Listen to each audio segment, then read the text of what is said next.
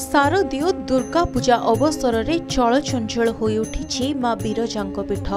गतकाली संध्यारू आरंभ होईछि माँ बिरजांको 16 दिवसीय 16 उपचार पूजा। मूलाष्टमी ठारू नवमी जाए चलिबो माँको 16 दिवसीय स्वतंत्र पूजा। प्रतिदिन नुआ नुआ बेश धारण करिबे माँ। भजन कीर्तनर ताले ताले कलश यात्रा करा जाई मंदिर में 10टी कलश स्थापन करा जायछि। एहा परे अन्य स्वतंत्र दिन मानकरे आउ 6टी कलश स्थापन हेबे।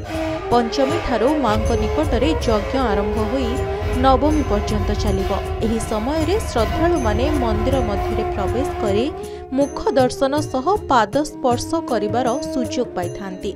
एसबु दिन मानकरे प्रत्युषरु मंदिर रे मांको पाद स्पर्श और पाद दर्शनर सुयोग पाइबे श्रद्धालु। भारतर 51 गोटी शक्तिपीठ मध्यरु माँ बिरजांको पीठ अनन्य एवं स्वतंत्र।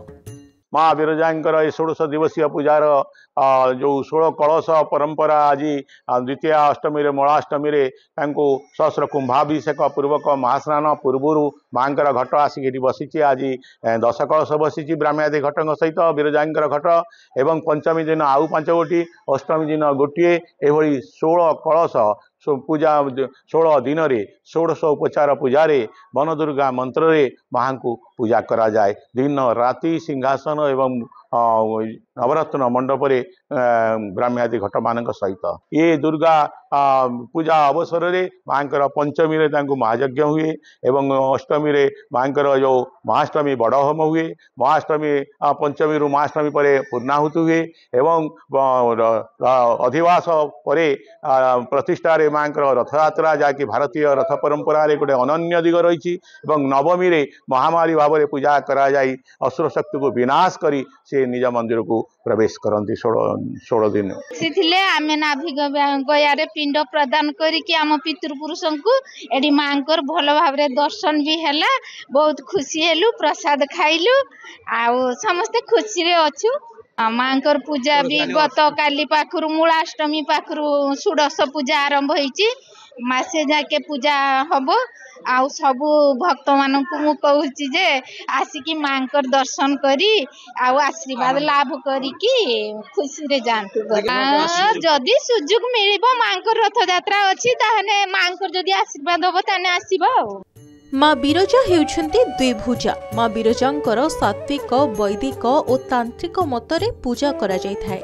शारदीय दुर्गा पूजा समय रे माँ बिरजांको मंदिरर 3टी प्रमुख वैशिष्ट्य मध्य देखिबाकु मिलिथाए। प्रथमटी हेला महालया दिन नाभि गयारे पितृपुरुषंकु पिंडदान करा जाए। द्वितीयटी हेला पंचम ठारू महानवमी पर्यंत माँ को मुख दर्शन और पाद स्पर्शर सुयोग पाइथांती श्रद्धालु। एवं तृतीयटी हेउछि माँ बिरजांको नवदिनात्मक रथ यात्रा। प्रतिपदा ठारू नवमी जाए माँ को चलंती प्रतिमा माँ दुर्गांको रूपरे सिंहध्वज रथरे आसीन होई मंदिर बेढ़ा परिक्रमा करती। माँ को रथरे दर्शन कले कोटि जन्मर पुण्य मिले बोली विश्वास रही। एभली नियारा परंपरा अन्य कोनोसी देवी पीठरे देखिबाकु मिलेनी।